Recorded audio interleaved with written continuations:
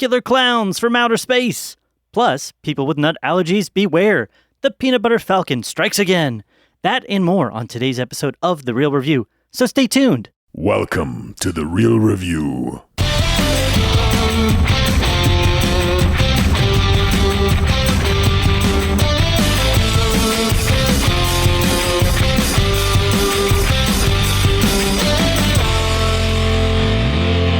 Welcome to The Real Review, sponsored by Parametric and Lazy Ape Studios, where you get some of the latest happenings, real thoughts, and perspectives in the world of film and television. And today I'm here with Matt, Phoenix Water Dryneck. Hey.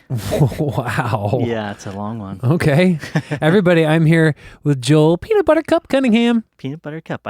I'm a big fan of the Peanut Butter Cups. Me too. I had a lot this week. Did you? Yeah. You know what happened to me? And I will just tell you this briefly so we can get into films. But I had a birthday event where somebody took it upon themselves to, because I like peanut butter cups so much, literally get me, I think, an entire store's worth of peanut butter cups, and it kind of burnt me out a little bit. Oh, really? Yeah, I That's love crazy. them. They're great, but it's kind of like one of those things where I'm like, ugh.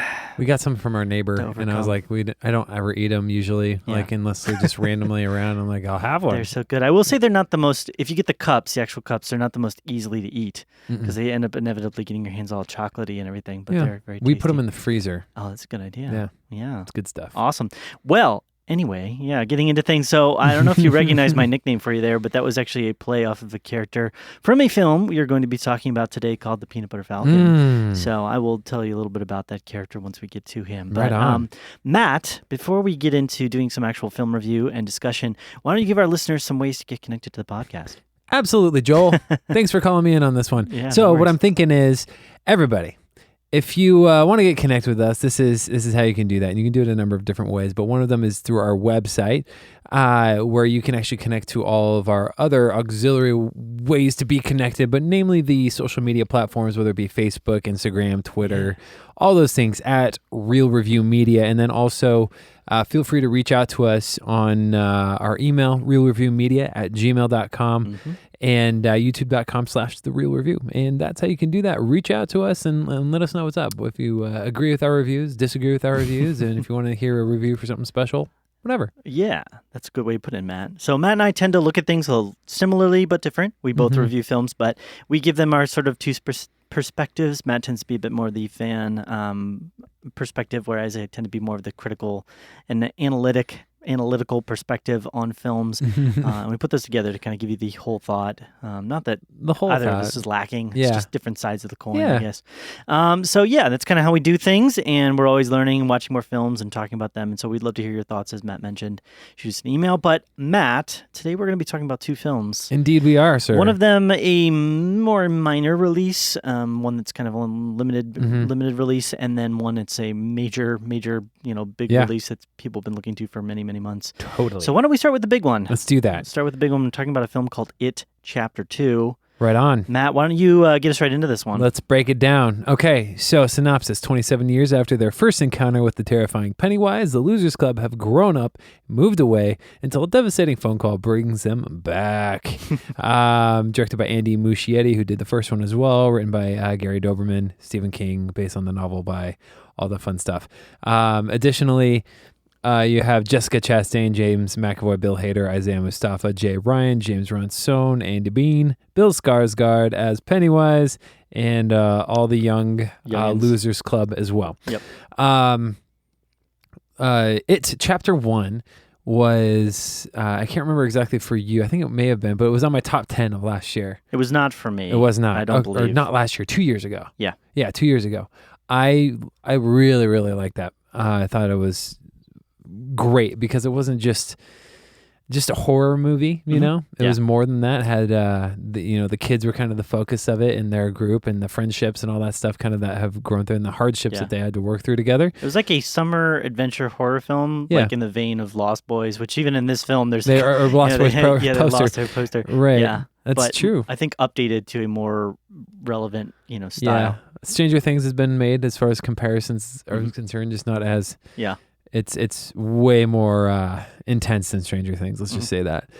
So I was really excited for this one. It was highly anticipated for me.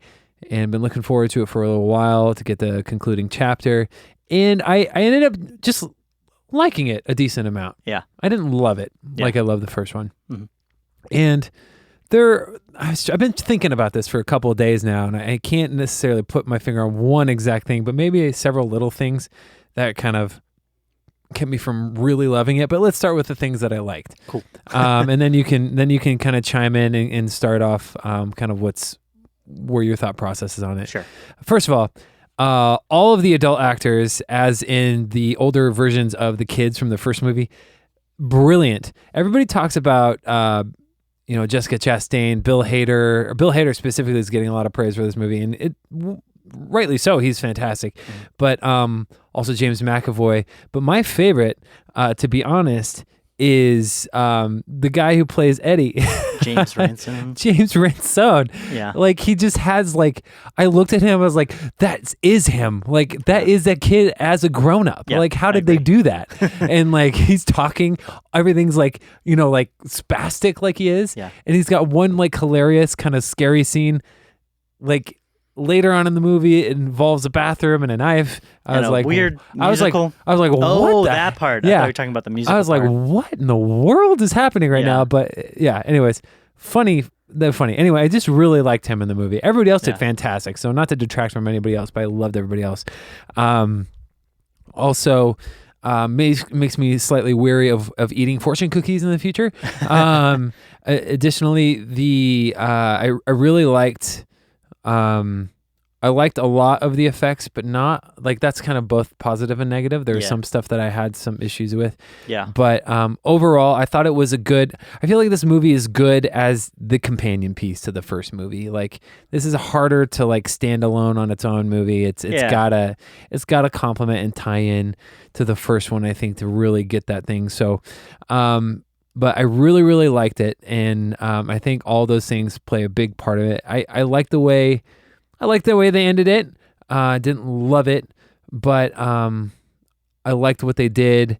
Bill Skarsgård is really something special or scary, in this role, for sure. I don't really know. Yeah, like what to call him, because he's like freaky, like, and he plays this role like so magnificently. It's I don't really know how to explain it other than he's really good in this role. Yeah. And that's a really good thing and also a really scary thing. Yeah.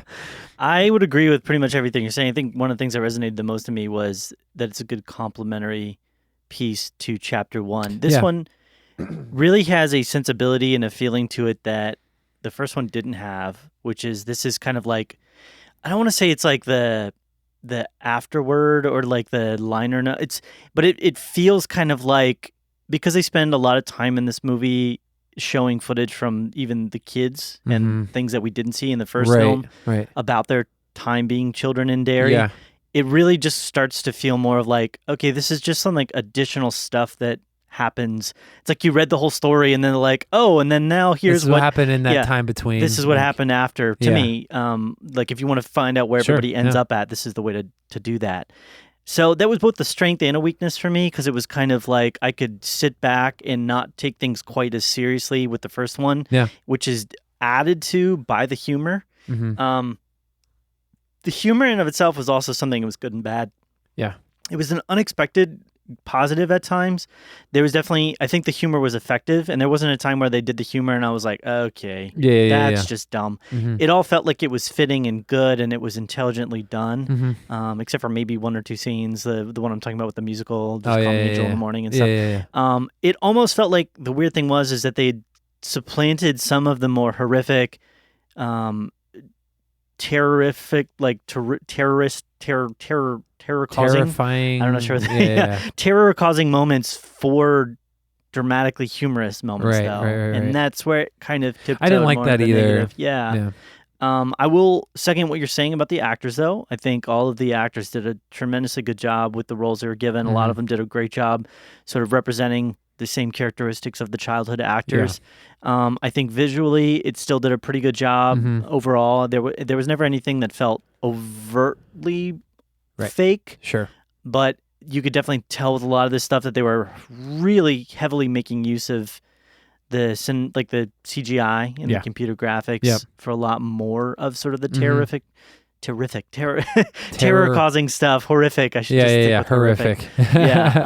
So it's kind of a good and a bad. It's like if you look at the way that this one feels like more of like a secondary film is the first one was a horror action suspense film about kids in Derry. This one is more of like in a weird way, kind of the lighthearted spin-off sequel that kind of finalizes the story of the people presented in the first film. And you're going to like that or you're not going to like that. I mean, I think the majority of people that are going to like this are the ones that were a big fan of the first film and or are a big fan of just like the book, Stephen King stuff. I think you're going to like it and appreciate it. Are you going to like it as much as you did the first film? Probably not. Right. You're probably not going to come out of it thinking, wow. And I saw this with 3 other people.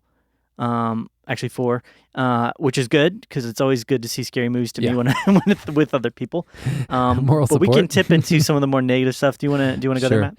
Yeah. So a couple of things for me. The negative side of it. It was really long. Yeah. I felt like I could tell. My dad, I went with. He said it felt like it flew by, but there was a couple of times I was like, it feels a little draggy right now. But other than that, the length, I feel it could have been trimmed down. There were. Let's see here. Maybe some elements about a lot of stuff require from Mike's character that I had a hard time latching onto, and just some of the origins of Pennywise and some of the stuff that they explored there. I was like, this is a little bonkers. Like I had some, I don't know. That's just kind of what I thought. I was like, I kind of like before he's just like this unknown scary entity, and that was scary. Yeah, and it's kind of like trying to bring an origin to like, I don't know, like Michael Myers, you know, like it's like that's supposed to be just like this really terrifying thing you don't know anything about. Yeah. But now they're like giving it a backstory, like an origin story of sorts. And I don't want to make too bad of a pun here, but the origin in the sense that he, and spoilers, I guess minorly, but that he's not like of the earth. Yeah. That it almost felt clownish. Right. Again, not to be a bad pun, but it was kind of like. When you look at horrific staples like Michael Myers or Freddy they have very awful, horrible beginnings, and so it kind of makes sense that they would be these horrific, awful creatures. And this one, it's kind of like, okay, well, how do you explain that presence from before he even got to Earth, why is that way? You know what I mean? It doesn't. Then there's left a lot of confusion, and it's just weird. Yeah, I thought it was just a little too bonkers. Yeah, it was a little out there, and. Not just in plot, but I felt like they were really trying to cram a lot of stuff in, especially in the second or the last little bit. Yeah, the last third of the movie. I think what I felt very strongly with more the negative side of things is I understood why they put so much of the kid presence in the film, but I think that was heavy-handed. There was a lot of times where I'm like, I don't need to see the adventures of these kids again. They're already past that. We know they're not going to die. We know nothing really that bad is going to happen to them because we already seen them as adults. So it kind of slowed down the progress. It kind of felt like a real, even if the moments themselves were scary, which they were, it's like, I don't feel like I'm getting anything additional for the current story. Yeah. So that was a disservice to me to the original. I think if they cut that out and they put those in there as like additional scenes in the director's cut version when they release like a part 1 and part 2 together, they're working on that. They could do a super long director's one, and I put those scenes back. That might be kind of fun. Film. Yeah, that'd be cool. Yeah. So I didn't like that either, and I think that made it feel long to me. Sure. I think the other thing to me, which is kind of mixed into the whole origin of it and Pennywise. The whole way of defeating him, I'm not going to say how or when or where, but I will say that it felt anticlimactic to me. Sure. I think because we've already seen the kids overcome in a very similar way in the first film, it felt anticlimactic that literally they're just rediscovering. I understand that, but I do like what they did better than what happens in the book. Yeah, I haven't read the book, so. Well, I haven't read it either. I just know what happens in the book. And Turtle. Anyways. And Turtle. So I agree, though. I have that same kind of vibe. It was like, oh, okay, all right. Well, so you present all these horrific things, these scary moments, people, getting bitten in half and all this crazy stuff, and then it's like, oh, they're just going to say stuff. Yeah. You know, it's kind of like, and yeah, there's a bit more to it, but it felt very anticlimactic. I'm not looking for like the Lord of the Rings type, explosion of the tower Right, and everything, yeah. but just give me something a little bit more Yeah, for than sure. what we got. So I think those were the big things. I think because the humor was mixed in throughout, and because that can be a bit, even if it's great humor, it can slow the energy down and the pacing down, mixed in with scenes of them being children, and that being kind of unnecessary overall to the progress of the plot now in the current time period. Both those things combined made it feel like tonally jumping around and a lot slower paced. Yep. Where it felt like it could have been a really tight kind of 1 to 1.5 hour, 145 minutes, a 2 hour type film, maybe 215. This felt like, okay, now I'm getting all these additional details of things that it's like just blah. Yeah. Anyway. Real quick, one of the things that got me the most was, let's just say, Paul Bunyan. Oh, yeah. That was the only jump. I was that like, yeah. Which I guess apparently that's in the book. Really? Okay. Yeah. I mean, I watched this with 3 people. 4 people total, but 3 that had read the book. Yeah. And they talked about how that's in the book, and it still scared them. Really? Yeah. Oh my gosh, the way they executed that was phenomenal. Because I love scary movies, and so I feel like a lot of jump scares don't really get me. Right. But when one of them gets me, like it was a really well done one. Yeah. And this one was like, man, they pulled it off perfectly. And I was like, literally, I was like, yeah, like it was crazy. Anyways, I would agree with you there. That was probably my biggest scare. I think everything else in this movie, scare wise, was much more flagged. The only other one that, even though I knew it was coming, was still very effective to me, was the one that took place at the ballpark with the kids' baseball game. Oh yeah. Which, if you know, that one was just so eerie and effective, and it needed a few more scenes like that kind of the scariness existed within that time period. Well, that's I think the effectiveness of the first one, right? And anyways, so it creates a visible, realistic threat in this current time period, not like stuff that happened way in the past. Any other goods, bads, or stuff you want to mention? No, not really. I think it deserves a second watch, and I might have different feelings another time. But that's a good way of putting it. I don't feel like it, to me, deserves like a second watch necessarily. The first one left me. There was enough cool things happening in the background, and additional little bits. That I want to see it again, even though it scared the bejesus out of me. Yeah. This one, it doesn't feel like I'm going to add anything additional by watching it personally. I might wait until that director's cut comes out of the massive thing. But anyways, giant 4-hour-long thing. What are we rating this thing, man? I thought about it for a while. I'm going to give it a 76. Okay. I'm giving it higher. I'm giving it 81. Okay. Yeah. So I think the point of what we're saying is if people want to go see the follow-up, it's going to be good. It's worth going to see the follow-up. As a standalone, no. I wouldn't suggest it as a standalone. Yeah, don't go see it if you haven't seen the first one. Come on, people. It's pointless. Yeah. Cool. All right. Well, with that, then we're going to move into another film, which is one that I had an opportunity to see. Right on. And Matt did not. So I'm going to be talking a little bit more. True story. A film called The Peanut Butter Falcon. It's a limited release film. Its directors are 2 people, Tyler Nilsson and Michael Schwartz. The synopsis for it is Zach runs away from his care home to make his dreams of becoming a wrestler come true. It stars a number of cast folks. It was kind of interesting to see who was going to pop up in this. It stars Shia LaBeouf, or Shia LaBeouf, however you want to pronounce it. It's Shia LaBeouf. As Tyler, Dakota Johnson as Eleanor, Zach Gottsagen as Zach. Funny, Zach. Zach. Yeah, John Hawkes as Duncan, Thomas Hayden Church as Clint, and there is the wrestler as well. His character in the context of the fictional world is the saltwater redneck. You have Bruce Dern as Carl, John Bernthal as Mark, and those are pretty much the most entire big names that I would mention.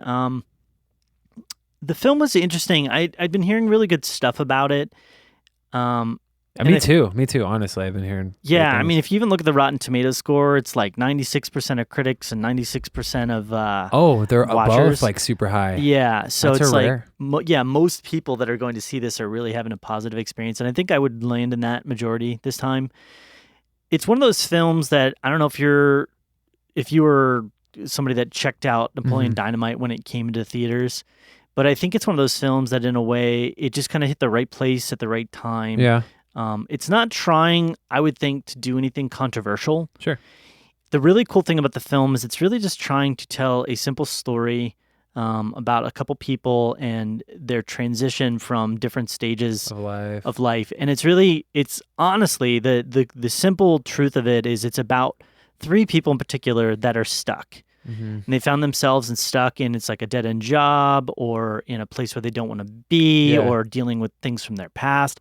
And all of them are in need of this way to kind of move beyond and move past that. Sure. And they accomplished it through, the peanut butter Falcon. The peanut butter Falcon experience is this sort of, I would say maybe a couple day-long experience to week-long experience where they have the opportunity to just kind of find themselves. Yeah. And that makes it sound a little bit boring potentially, but what's done so well with this and it's crafted so well is the rise and the fall of the action as well as the characterization in the film. Right. There's many times you're watching the film and similar to Napoleon Dynamite, you're looking at these characters acting on screen and you're going like, this doesn't feel like a professional actor. Like this feels like a person, they're just like, they look like they would be this kind of person and they just stuck them on screen. And that doesn't always work well. Like if you're in the midst, like if you were watching it, and then all of a sudden this person's up there and they're like, ba, ba, ba, ba, and they're like doing really weird acting. I'm so scared of the clown. Right, exactly. That's gonna pull you out of the film. But with a film like this, where it's so kind of heartfelt and catches you in the feels, it creates this resonating feel of relatability. What I didn't like about it was that exact same thing. At times that felt a little bit too on the nose, like too realistic. Yeah. And I'm watching this for an adventure. I'm watching this for a story that needs to be effectively told. Yeah. So no, it makes sense. one of the big shout outs I'll also say for sure in this is Shia LaBeouf. He has been this weird guy that, I don't know if you're familiar with his outside life and what he's been doing outside of film, but he's gone in many different crazy directions outside of film. But his actual filmic work has remained, him in the roles that he's taken has been good. He is playing his father in a movie about himself. Oh, I didn't know that. That comes out later this year. Oh, yes, I have seen that. Yes. And that looks really intense and crazy too. But the cool thing about this film is he's playing a very raw character in a very difficult season of his life. Yeah. And they don't shy away from... Shia. Yeah, Shia. They don't shy away from him being rough around the edges, and they don't bat around these different things. And it's kind of fun because I think the idea of the film is sometimes we overcomplicate things and we make things too much. They don't need to be that bad. And if you can just take a step back, allow yourself some time to think and to learn from just the world that's around you and the people that are around you, you can accomplish some really nice things and you can really move yourself forward, maybe out of some places that you feel stuck at. And so it's this very fun, adventure-ish type film. It's more of like a journey film. Oh Brother, Where Art Thou? Yeah. Similarly, different time period, obviously. Yeah, exactly. Yeah. And there's no real music. There's a couple moments, I think, where it gets a little bit too... I think this is more the negative side. It gets a little bit too like silly, and especially there's a climactic scene at the very end. Yeah, don't ruin anything. I for won't me. ruin I it, but there's like a climactic scene at the very end, and as the thing is happening, you're just kind of going like, "What?" And it's like you get it, but it's a little bit. It's too much, and you're like, if you could have just taken this down from like a 9 to like maybe like more of a 6 level. Yeah. It's in slow motion. You're the music here, is but we building. need you here. Yeah, exactly. It would have resonated a lot better for me. For sure. But I really did like the film, and I think it's one of those ones that if you have an opportunity to check it out, if you've got the time, go check it out. Yeah. It's not a kid's film. I will say it is about younger-ish age people. It's young adults. Yeah. The target audience is for sure young adults to older. There's some bad language. There's no like flagrant nudity or anything, but there's very adult themes. PG-13. Okay, gotcha. And that feels like the right audience for this sort of thing. But hands down, I think Zach Gottsagen. I haven't seen him in anything before. Great job. He did a really funny job. I think he's one of the best parts of the film for sure, as well as Shia LaBeouf. Dakota Johnson is good in the role. Yeah. I think the character she's playing actually just more like feels like just her. Sure. It doesn't really feel like That's a probably character. best because I never really liked a lot of Yeah. the stuff that I've seen her in. But it was one of those ones like if you're going to go watch one and you just want to come out of it feeling like, okay, that was a nice experience. I think that's what I've been hearing too. It's just kind of yeah. a nice film. It's a nice film. Yeah, Yeah. it's a great one to go. I would think if you're going to go on like a date film or something like that, Yeah, it'd be a nice it's one cool, for that. man. Not a good one necessarily to see with kids, but Sure. yeah. So All right. any thoughts? No, I'm just excited to see it. Yeah. I want to see it, and I'm a big Shia fan. I love him in Fury. It's one of my favorite Yeah. roles I've seen him in. So Yeah. The only other thing I'd say more on the negative side is I think the pacing of the editing. Okay. They needed to slow it down a little bit. ooh, it was a little too abrupt and yeah, jumpy. it felt like Sure. it was edited with like speed in mind. Like let's Oh, get these okay. things cut to be as quick as possible. Okay, we're at 2 hours and 15 minutes. We need to make it an hour 45. Pretty Yeah. much. That's Okay, kinda how gotcha. it felt. Yeah. But it doesn't feel Okay. like it's abrupt, Okay. but it just feels a little bit too fast paced. Okay. So I thought about this one a lot. Good cinematography, good acting, really simple, nice story. I'm going to give it an 89. Wow, so good. I want to see it. I'm going to see it. It's going to happen. I'm going to make it happen, You should Joel. It's check going to it out, happen. Matt. Okay. I think you'll enjoy it, and Yeah. I'd love to hear your thoughts on it. Yeah, when you get a 100%. chance to see it. Yeah. 100%. Cool. Well, with that, we're going to go ahead and wrap things up on the podcast for Wrapping today. it on up. I appreciate you guys listening. Some ways to get connected. Again, as a reminder, we have our website, which is realreviewmedia.com, Instagram and Twitter, which are both at Real Review Media. We have our Facebook, which is facebook.com/Real Review Media. And then last but not least, we'd love to hear your thoughts, perspectives, introspectives, whatever you want All to call those them. perspectives. Yeah, all the spectives where you've been terrorized by, with the movies and stuff like that. I can't get that word out. It sounds like I'm saying something really dumb. But I Terrorize. guess that's me Yeah. on the Hey. everyday. So Brilliant. there we go. So shoot us an email, realreviewmedia@gmail.com. Bam. Yeah, Matt, anything further for us? No. No. No. Awesome. Well then, we'll go ahead and wrap it up. It's been real. It's been real.